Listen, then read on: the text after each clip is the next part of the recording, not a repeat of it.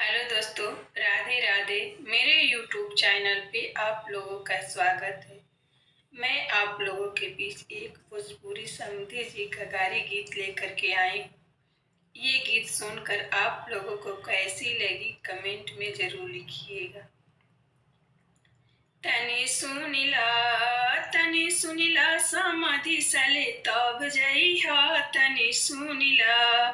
तनी सुनिला समाधि सले तब जइहा। तनी सुनिला चिट्ठी लिखे लकीना, लिखे जाने लकीना, चिट्ठी पढ़े लकीना, पढ़े जाने लकीना। तनी सुनिला समाधि सले तब जइहा। तनी सुनिला अपना दीदिया संगे गोटी खेले लकीना, खेले जाने लकीना। तनी सुनिला भसुरे सले तब जइहा। तनी सुनिला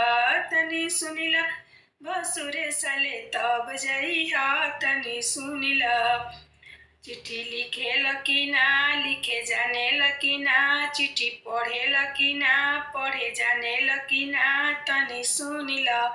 तनी सुनिला भसुरे सले तब जइहा। तनी सुनिला अपना फुआ संगे खेला खेले लकीना, खेले जाने लकीना। तनी सुनिला भसुरे सले तब जइहा। तनी सुनिला अपना मौगी संगे खेला खेले लकीना, खेले जाने लकीना। तनी सुन।